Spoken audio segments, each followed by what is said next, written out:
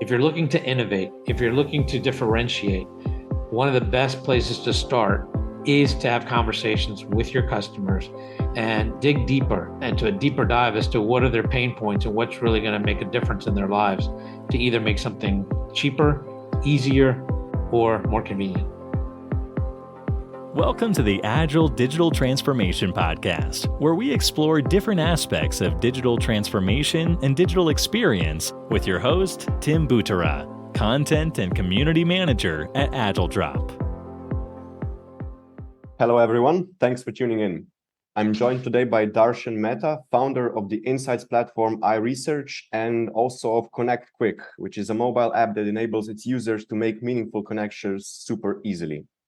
In today's episode, we'll be talking in the context of digital marketing, and more specifically, we'll discuss how marketers need to adapt to all of the changes, all of the innovation that we're seeing, and kind of best position their departments or their teams for success. Welcome, Darshan. It's really great having you as our guest today. Welcome to the show. Do you want to add anything here, or should we just jump into the questions straight away? I just want to thank you for having me on here, and I look forward to talking to you. Awesome. So let's start with a more high-level question to kind of ease into the discussion. What would you say is the state and also maybe more importantly, the role of digital marketing in society today?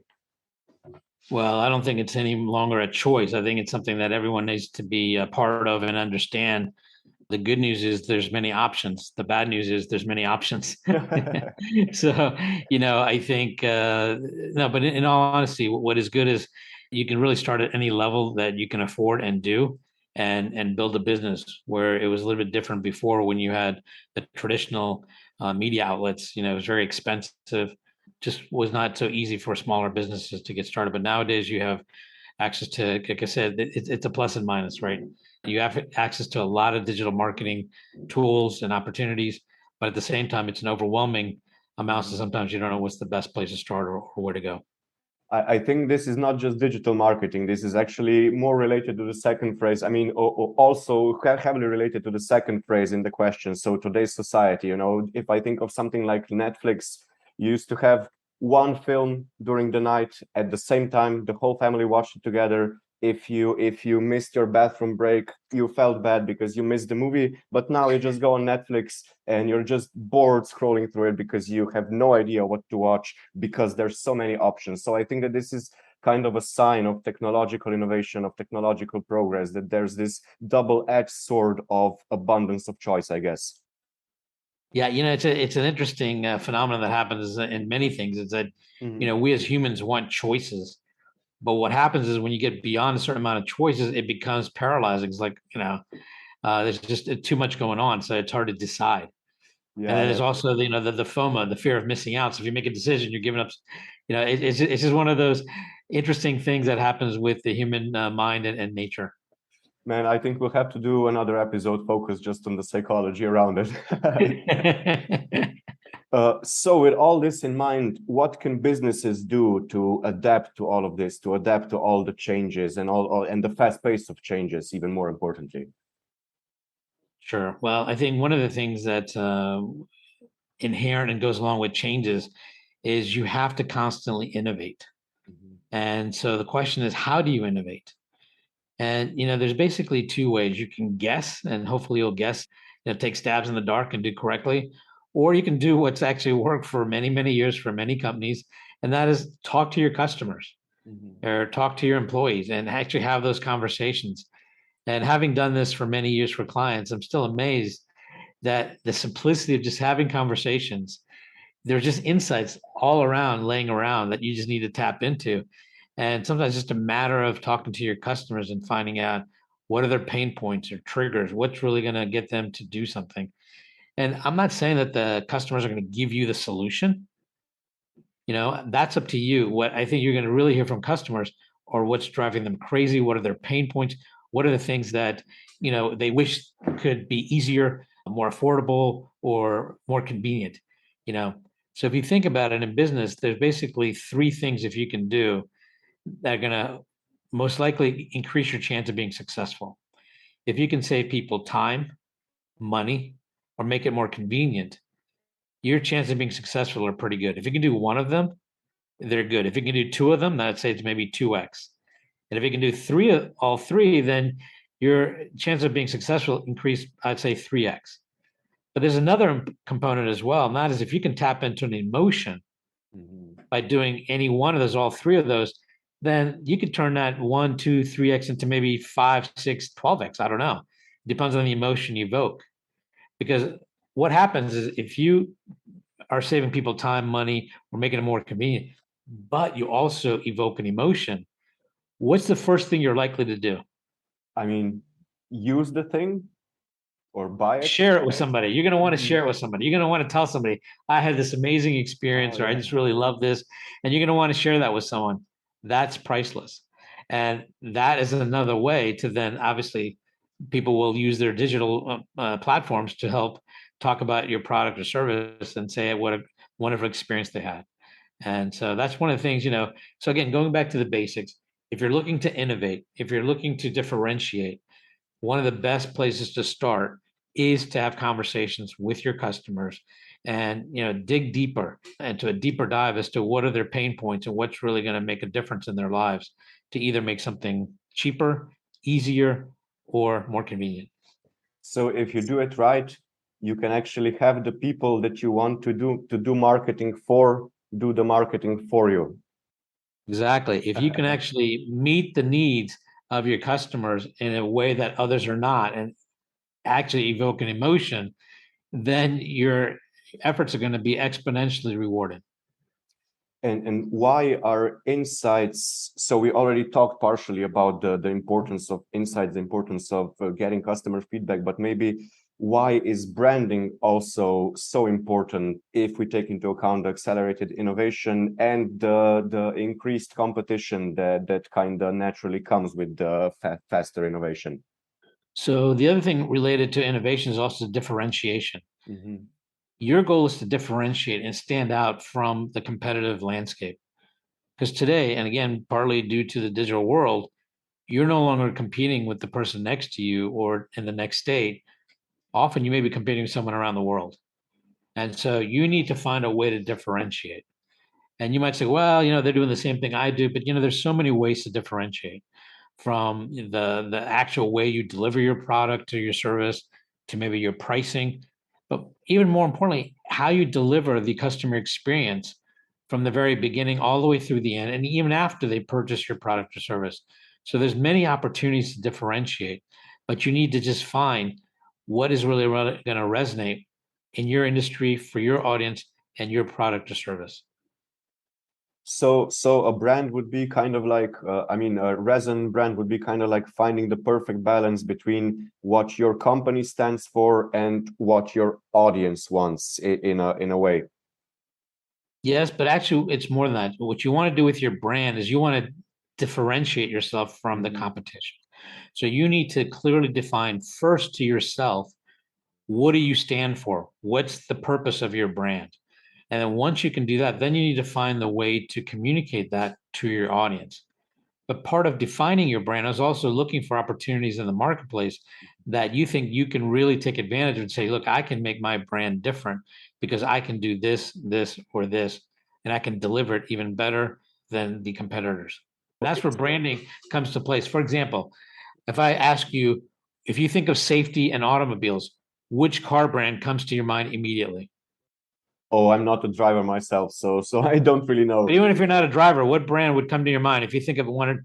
Say, hey, I wanted a car that's safe and has really safety features. For example, I think like Volvo has really established itself as being very safe and sound. And so that's just one of the things that's automatically associated with that brand. So what you're trying to do is you're trying to say, if I have a brand, what are the adjectives that I want associated with my brand? And those should be in line with what are also going to resonate with your audience. And then that's going to help drive your communication, your implementation, and everything so that you can basically get people to associate those adjectives, those descriptions with your brand, which is going to be very different than what they may associate with other brands. Mm-hmm. And so I guess it really one of the key things for digital marketers today is to be very customer centric. And we discussed this a little bit already, but what are some other ways? I mean, how should companies approach this customer centricity? I think all marketers and all businesses, whether you're digital or not, need to be customer centric. But I think with the digital, it offers you more of the opportunity to be more customized with individual customers because you can do that easier and faster in a digital environment than maybe you can in person.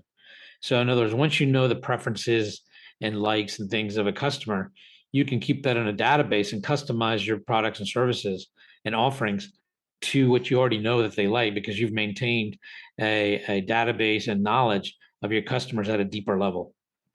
And this leads perfectly into the next question, actually, which is about, you mentioned that you have to have it stored in a database. And I know that there are a few different options, and I know that some are on the rise. There's a lot of changes happening right now with regards to data and how cookies are treated and whatnot. So what role should marketing technology or MarTech tools play in, a marketing strategy that's tailored, a marketing strategy in 2022 that we're talking about right now? Sure. I mean, there's many CRM tools out there, so you don't have to worry if you don't have to worry about the technical parts of a database, unless of course you're on the programming end. Then there's just some other technical issues you need to deal with. But on the whole, I would say that I would keep it simple. The more control you give to your users in terms of what they're willing to opt in or opt out of, the more satisfied you're going to have them and less dissatisfaction with your communications to them. Basically, have it permission based and keep it up to date and keep your databases clean and your information up to date so that customers feel like you really are listening to them, you're building a relationship, a rapport, and ultimately they're in control of their privacy and the data that they're giving you. What about from the perspective of the company? How should you, or how should maybe leaders or business leaders, business owners, marketing executives, how should they approach adopting new MarTech tools and kind of, helping the implementation at their companies? Sure, there's so many tools out there, but I think first, again, you need to decide what your brand is, what it is you're looking to accomplish, what are the things you need the software to do to help you accomplish that. Do you need to have an ongoing relationship?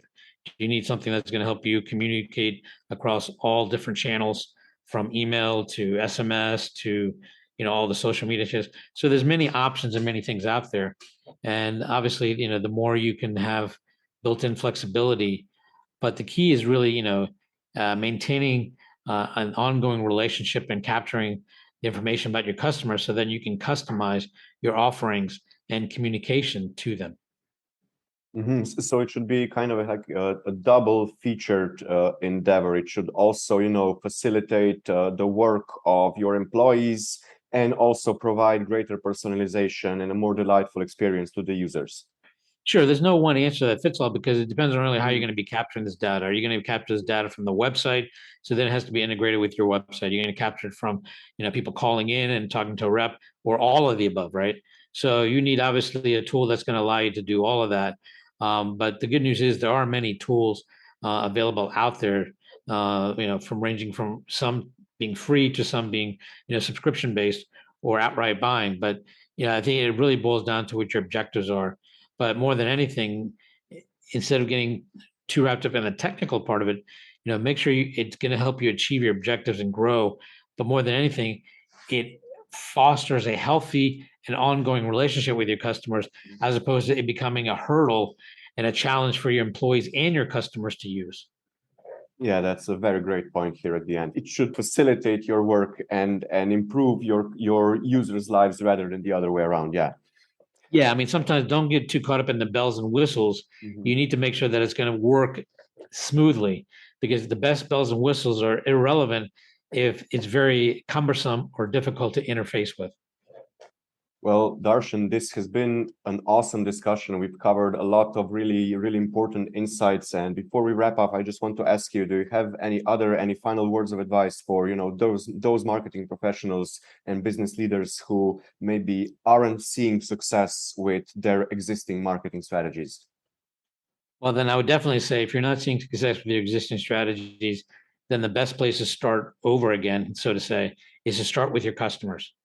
Find out what their pain points are, find out how they rate you and your performance, what they like and don't like about you. And, don't be upset if they're critical. In fact, if they're critical, I would say that's a good sign, because that means they care enough to tell you the truth. And they're actually also telling you because they think you have the ability to improve or change. And so if you can do that, then I think you can get back on track to becoming more successful again with your marketing strategies, your digital strategies, and connect with your customers at a deeper level so that you can, breed loyalty and satisfaction. Now we've just again emphasized the importance of the customer, and I think that that's the perfect way to finish on, Darshan. Just before we wrap up, if listeners would like to reach out or learn more about you, where can they do that? You can just send me an email if you'd like at dm@iresearch.com or visit the website iresearch.com. Okay, we'll make sure to include those in the show notes. Thanks again for being our guest. It's been a real pleasure speaking with you today. Thanks for having me. I enjoyed talking to you. Thank you. Well, to our listeners, that's all for this episode. Have a great day, everyone, and stay safe. Thanks for tuning in. If you'd like to check out our other episodes, you can find all of them at agiledrop.com/podcast, as well as on all the most popular podcasting platforms. Make sure to subscribe so you don't miss any new episodes, and don't forget to share the podcast with your friends and colleagues.